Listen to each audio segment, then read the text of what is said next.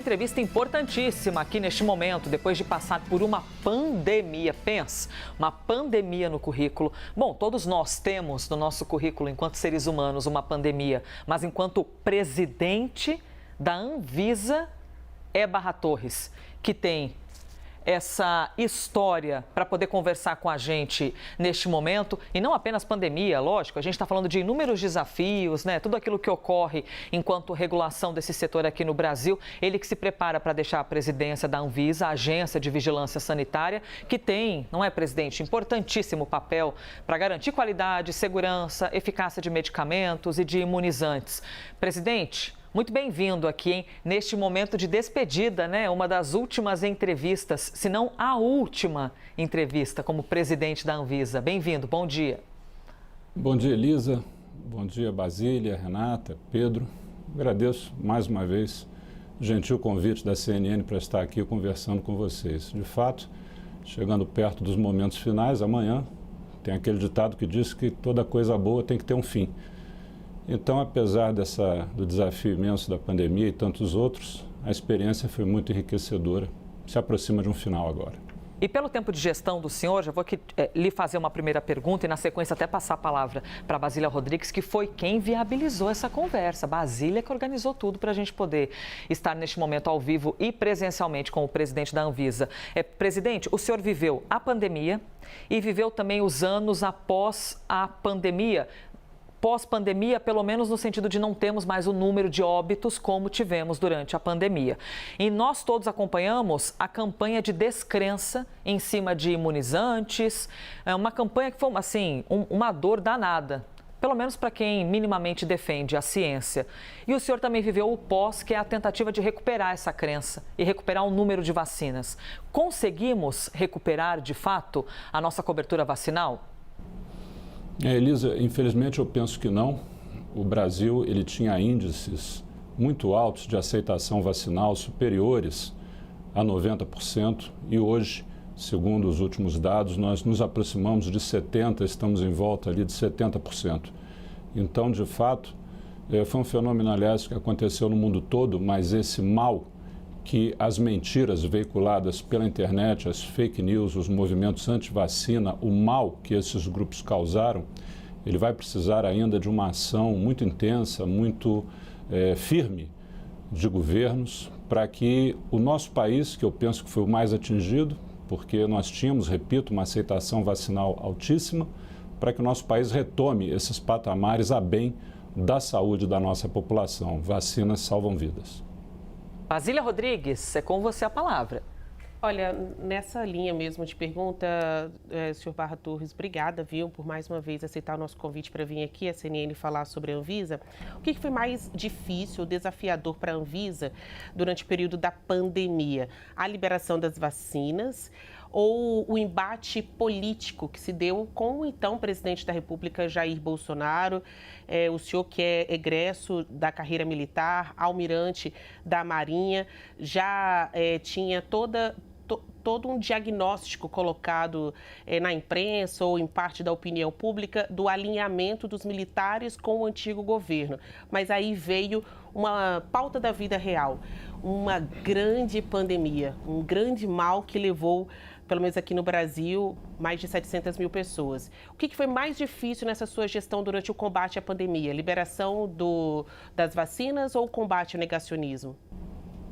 Basília, o trabalho de liberação das vacinas, por exemplo, que você citou, é o trabalho das servidoras e dos servidores da agência, pessoas extremamente bem capacitadas e que dão aos diretores, no meu caso, um diretor, uma tranquilidade, uma solidez muito grande. Então, eu diria que esse trabalho ele já estava na conta, digamos assim.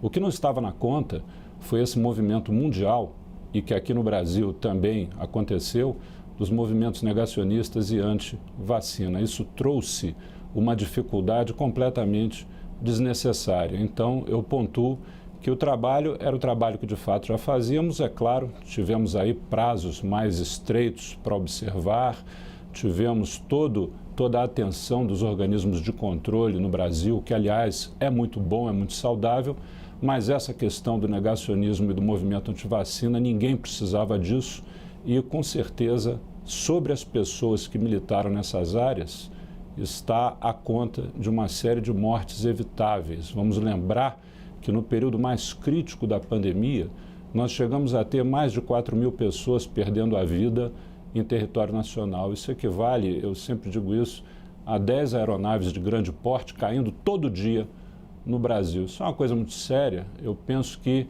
no futuro, essa perspectiva vai estar melhor vista e entendida, e essas responsabilidades, elas serão cobradas, eu não tenho a menor dúvida. Renata Varandas. Presidente, bom dia, obrigada pela sua presença. O senhor está falando e parece que está vindo um filme na cabeça daquele período que a gente passou. O senhor era uma figurinha repetida e carimbada durante a pandemia. O senhor passou o tempo todo ali à frente, sobreviveu politicamente, tecnicamente, a tudo o que aconteceu. E eu queria te perguntar, naquele período todo, qual foi o momento mais difícil para o senhor, eu digo em termos de, como presidente da Anvisa mesmo, de saber, por exemplo, que existia vacina disponível e essas vacinas não estavam sendo compradas, uma má vontade do governo.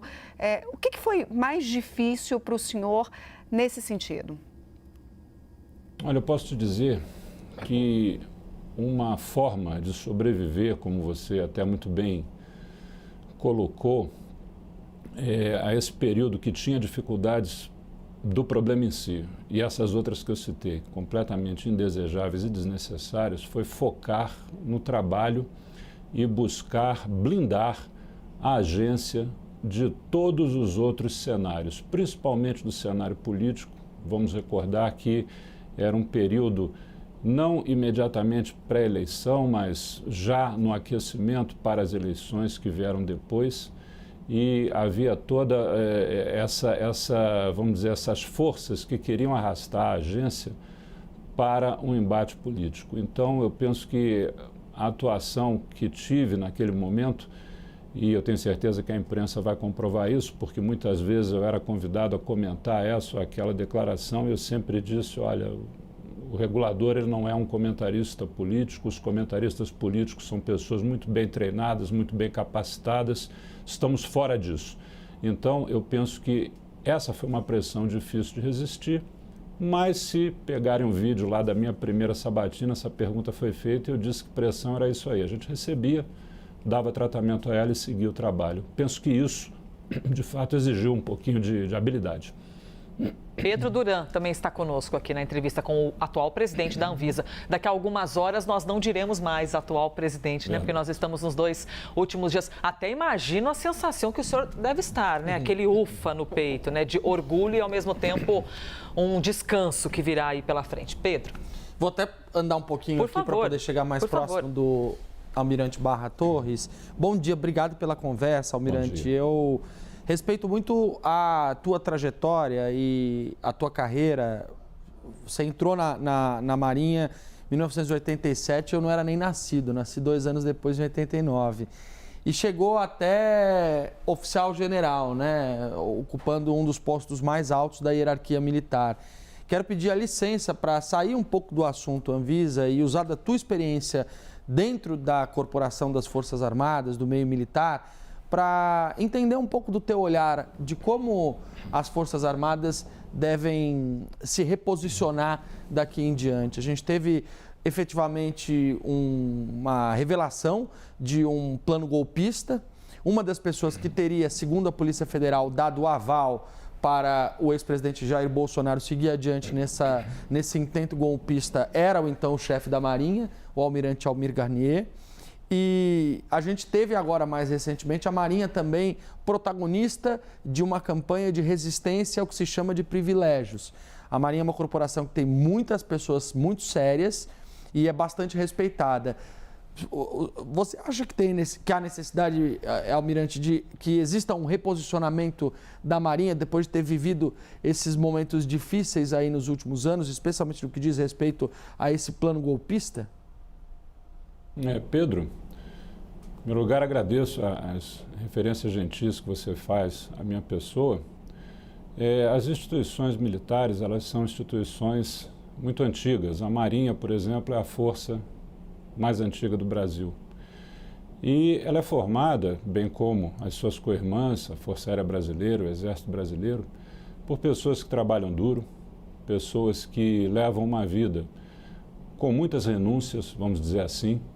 Nós renunciamos a ter uma residência fixa, os filhos dos militares estão sempre mudando de lugar para lugar e uma série de outras questões, mas isso é por opção, ninguém nos obriga a abraçar a carreira, isso é feito livremente, portanto estou apenas citando que existem algumas diferenças. Agora, o que vejo é que esse período encontra-se neste momento em sede de investigações ainda em andamento, não estão completamente concluídas, se parte das investigações sim, existe agora acionamento de outros organismos de controle, como em alguns casos a própria Procuradoria-Geral da República.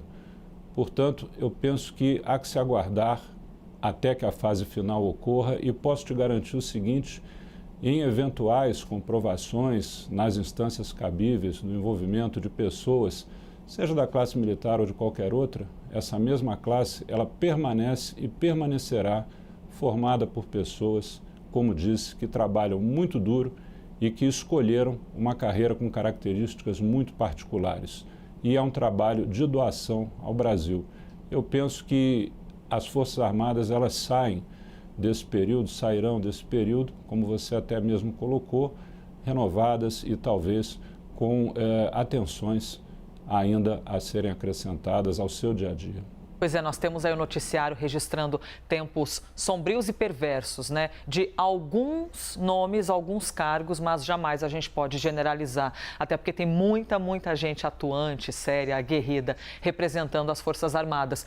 Presidente, o senhor faz assim, de vez em quando, em algumas colocações, o senhor fala muito sobre o colapso da agência por falta de servidores, né?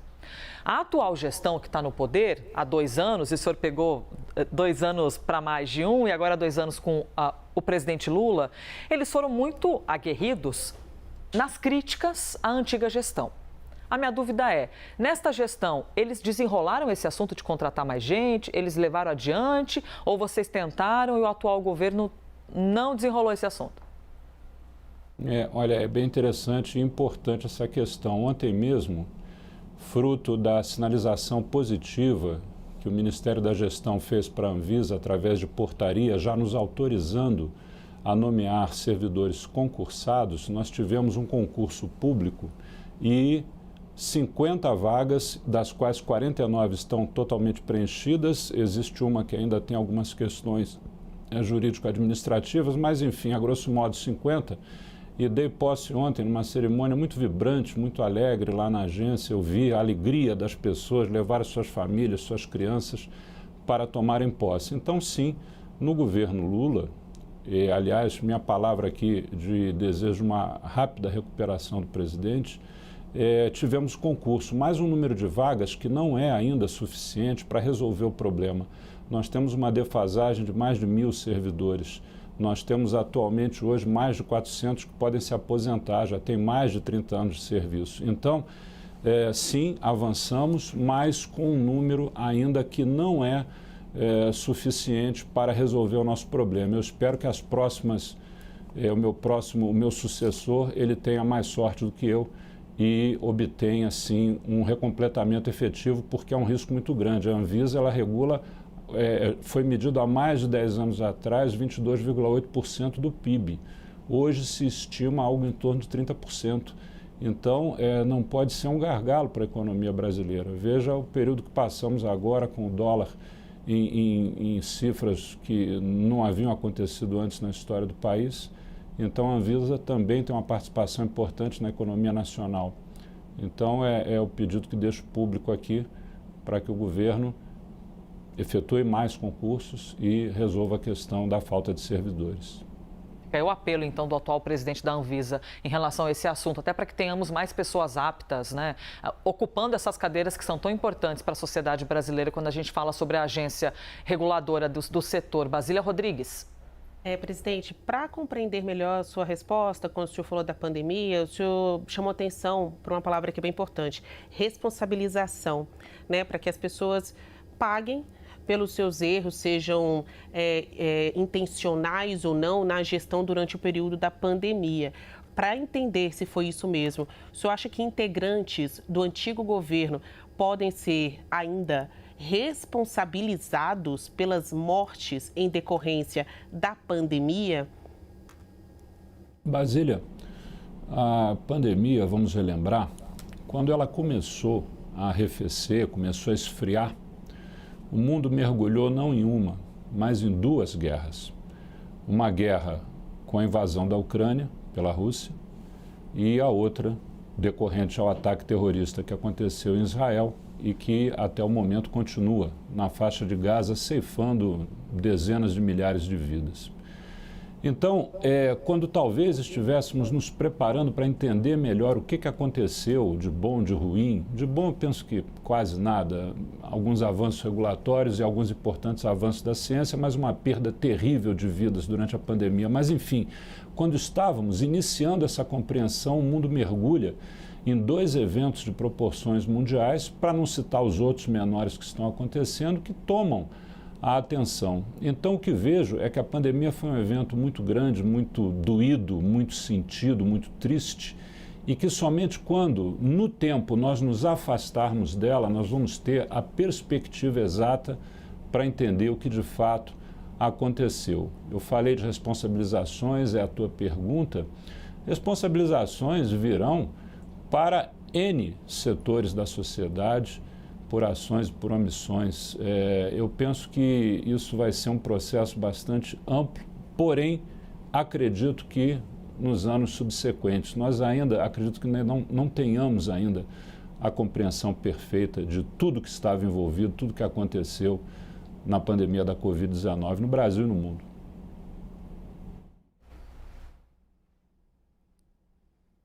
Renata Varandas. Presidente, agora, essa semana, a gente teve uma solicitação de registro que é da primeira vacina para dengue. E foi uma solicitação para a Anvisa. Em quanto tempo a gente vai ter essa vacina já disponível, essa vacina no braço? Renata, os prazos de qualquer análise de medicamento ou de vacina, eles variam muito em função do quanto que esse processo está, por assim dizer, enxuto, quanto que ele está redondo. Normalmente, os desenvolvedores, eles fazem reuniões conosco, a chamada reunião antes da submissão. Normalmente, eles apresentam partes do dossiê gradativamente, à medida que a vacina vai sendo desenvolvida. Então, você pode ter certeza, e eu vou repetir aqui a resposta que eu sempre dei ao longo desses últimos 5 anos. Eu não tenho como te precisar quando, mas será no menor e no melhor tempo possível, porque também a responsabilidade é imensa das servidoras e servidores da Anvisa quando analisam qualquer dossiê. Há que se verificar simplesmente tudo. Nós estamos falando de dossiês de 14 mil, 15 mil páginas, geralmente em inglês técnico bastante, às vezes bastante hermético, bastante difícil. Isso demanda um trabalho muito minucioso. Então, com certeza, nós teremos no melhor tempo possível, será já uma entrega da próxima gestão e vai ser num tempo reduzido, como sempre foi nos outros casos, até porque a dengue, de fato, é uma tensão de saúde pública que é muito preocupante para um país como o nosso, um país de clima quente, que tem farta reserva hídrica, então isso facilita muito a proliferação de vetores, enfim. Mas eu penso que será num tempo adequado e no menor tempo possível. Pedro? Eu queria te perguntar, Almirante, sobre a sucessão. Você está deixando o cargo agora, o presidente Lula indicou ao Senado o Leandro Pinheiro Safatli para ser o seu substituto.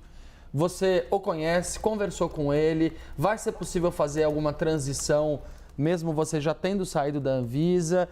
Ele lhe parece ter sido um bom nome para continuar o que o senhor construiu na Anvisa? Olha, Pedro, eu saio com o coração muito tranquilo e me faltava, para dizer bem tranquilo, essa última pedrinha do mosaico que o presidente Lula indicou recentemente. Então, nós temos o doutor Leandro Safatli indicado, nós temos o doutor Diogo Penha e a doutora Daniela Marreco. São 3 diretores, sendo o doutor Leandro o diretor-presidente. O doutor Leandro Safatli, eu já conversei com ele algumas vezes durante a pandemia, pós-pandemia, ele é do Ministério da Saúde, uma pessoa muito educada, muito cordata, um diálogo sempre muito bom, um estilo diferente, um pouco mais reservado. Eu não tenho um conhecimento maior das outras características do doutor Leandro, mas tenho dele uma impressão muito boa, muito boa. Então, penso que tenha sido uma excelente indicação.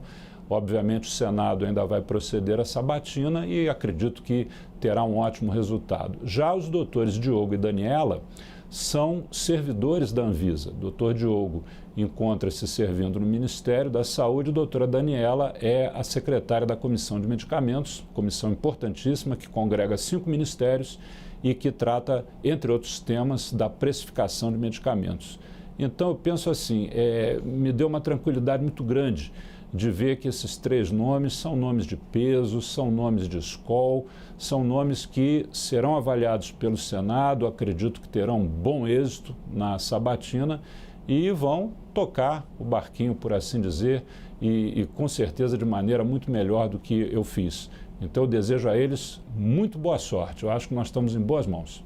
E lembrando, desculpe, só para concluir, lembrando que continuam lá também o diretor Romisson Rodrigues Mota e o diretor Daniel Pereira, esses que atravessaram junto comigo todo esse mar revolto dos últimos 5 anos no contexto da pandemia e pós-pandemia. Presidente da Anvisa, não posso encerrar essa entrevista. Preciso, mas vou viver perigosamente aqui para fazer-te uma pergunta. A febre de remédio para emagrecer, presidente. Ozempic e não sei o quê. Ô, gente, falta em farmácia. Se você chega na farmácia, às vezes tem recadinho, ó. Estamos em falta de Ozempic. Assim, tem gente que compra sem ter autorização para comprar, sem ter receita. Como é que está a fiscalização disso? As empresas estão vendendo que é uma loucura. Como é que vocês estão lidando com isso? Elisa, é muito boa a tua pergunta, te agradeço. Medicamento é coisa séria, não é? Existe uma classe que é chamada de medicamentos isentos de prescrição, são medicamentos normalmente de um uso mais seguro para a população e tem aqueles outros que carecem de uma prescrição médica. O Ozempic, ele encontra-se na categoria da necessidade da prescrição. Então, a população precisa, e isso é um trabalho de educação, claro, está sempre alertada e a imprensa cumpre um papel importantíssimo nisso, a quem desde já agradeço, aliás, por tudo que fez nos últimos 5 anos, de esclarecer que não é uma coisa banal. A gente precisa, até a água que a gente bebe, se ela é bebida de mais ou de menos, ela causa efeitos que não são desejados. Então é importante que o paciente converse com o seu médico, veja se realmente é aquela medicação adequada, o médico é o profissional a fazer essa prescrição. A questão da fiscalização, existem fiscalizações efetuadas pela Anvisa e existem as fiscalizações nesses 5.570 municípios feitas pelas vigilâncias sanitárias de prefeituras, de estados e do governo federal, que tem uma ação essencial nesse momento, porque a Anvisa não é da sua atribuição a fiscalização nos 5.570 municípios. Isso está, como disse, nas vigilâncias sanitárias, seja de município ou de estado. Ela está se dando. Agora, o Brasil é um país continental. É preciso que a população também entenda que tem de recorrer ao seu profissional habilitado, capacitado, dialogar, ser consultado e, efetivamente, se essa é a receita, vai utilizar. E lembrando sempre o seguinte, medicamentos têm o uso que está na bula. Aquilo é o que a Anvisa verificou. Outros usos, quaisquer que sejam, são usos da prática médica, não são proscritos, mas são da prática médica. E reforçam o que falei, tem que ter o profissional de saúde nesse circuito. O médico tem que ter lá o apoio do farmacêutico, que também é essencial, e todos os profissionais de saúde envolvidos. Perfeito, ou seja, a Anvisa assegura o que está na bula, tudo que não está na bula tem um risco e os pacientes têm de conversar com os médicos. Presidente, olha, saiba que nós vivemos aqui uma retrospectiva mental também ao ouvi-lo, porque a população sabe o que viveu com a dor da pandemia. Quem enterrou seus parentes sabe o que é você ter de lidar com o luto, que o luto não tem tempo, o luto é para sempre, quando você se despede de alguém. E o senhor esteve à frente da agência, fazendo um baita trabalho, também enfrentando muitas críticas e faz parte da atribuição do cargo. Então, por esses todos anos de gestão, parabéns pela força, pelo empenho à frente da agência e boa sorte ao próximo que vai vir. Elisa, eu quero agradecer também aqui ao Barra Torres, especialmente pelas oportunidades em que ele, em poucos minutos, saindo da sala do presidente da República, então, Jair Bolsonaro, parava conosco no link ao vivo e prestava todos os esclarecimentos possíveis aqui ao vivo na CNN Brasil. Então, isso é para poucos, né? Essa disposição de cumprir a sua função enquanto homem público, tendo que tirar dúvidas para muito além da matemática da morte que a pandemia nos impunha, falar para a população. Então, muito obrigada também aqui ao Barra Torres por vários breaking news que a gente deu na programação da CNN.